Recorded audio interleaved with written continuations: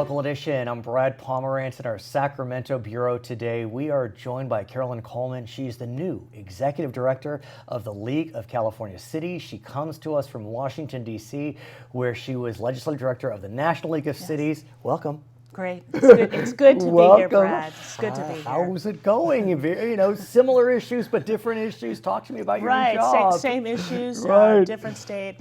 It's great to be in California. I loved my time in Washington, D.C. and representing and working for cities across the country. And really, this opportunity gives me a chance to lead a very strong organization and to focus my energies and my efforts and my passion around California cities. And I must say, and I don't mean to be a sycophant, but the League really does good work. Yeah. I'm amazed at how the League is able to bring issues to the forefront in ways that you rarely see. If the League wants something on top of mind, it's on top of mind for the folks across the street at the state capitol. So let's talk about one of those issues, and that is affordable housing.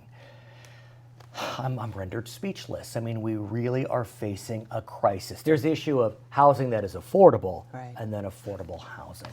Talk to us about where the League is going. It really is at a crisis point, Brad, and I'd say this is an ongoing issue and has been an issue for cities across the country, nationwide for a number of years. But I think coming out of the Great Recession, 2000, 2007, or 2008, we've really seen it reach a critical point. And let's talk about that recession, because what's so interesting about the crisis that we're facing in California is it's impacting cities differently, because some cities came out of the recession swimmingly and other cities are still struggling.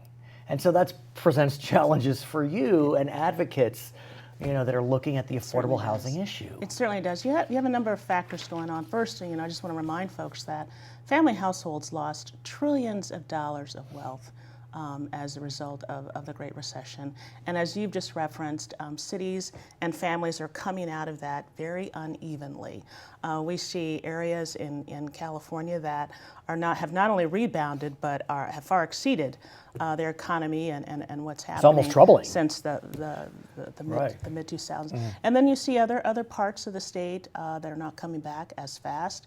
And so not only do you have statewide housing affordability challenge, but you have it happening and playing out differently in different communities because of the nature of the local economic markets in those communities, as well as, and we can't lose sight of the fact that state investment and subsidies to produce affordable housing, as well as federal subsidies, have also declined. And I want to get there. Since then. I do want to get there, but I want to back up and ask you about the housing stock that we have in California.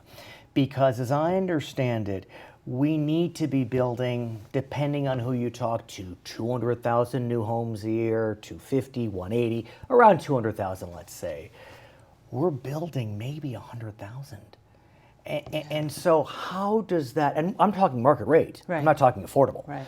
So how does that lack of market rate housing impact either affordable housing or housing that's affordable workforce housing? Well, it's simple economics here, right? If you don't have adequate supply to meet what has been a growing demand for housing in the state and in our local communities, inevitably the stock that is available is going to be incredibly more expensive. And so more and more families are being priced out of the housing stock that exists. And so, one of our challenges as a state is coming together and figuring out how to produce more housing that is more affordable for more families. And let's talk about what you just mentioned, the lack of subsidies, be it federal, state, local, whatever it may be. You may know that in California, we had a tool that was known as Redevelopment. There were, I think 400 redevelopment agencies.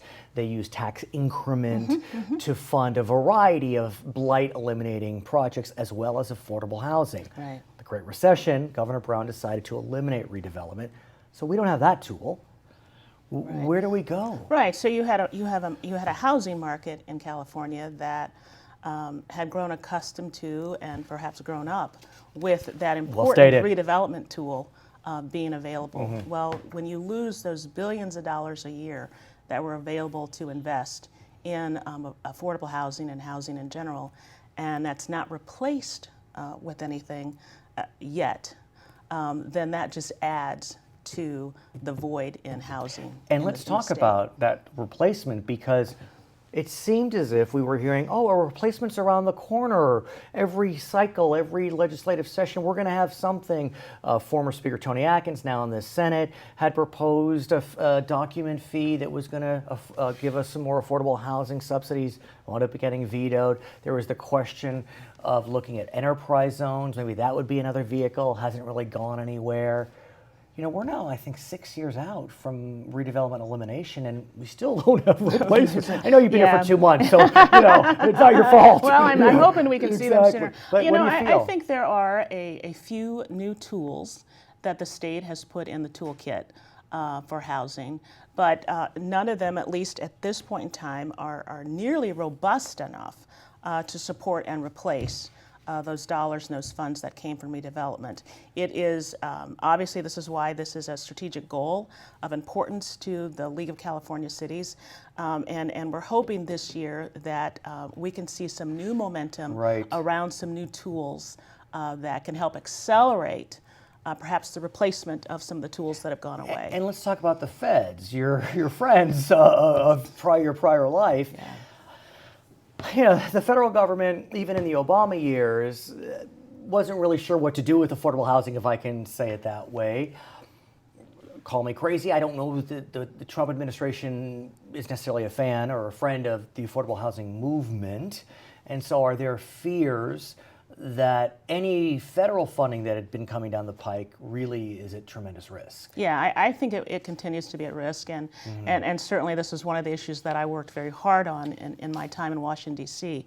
You know, for example, the Community Development Block Grant Program is one used by so many communities across the country and here in California.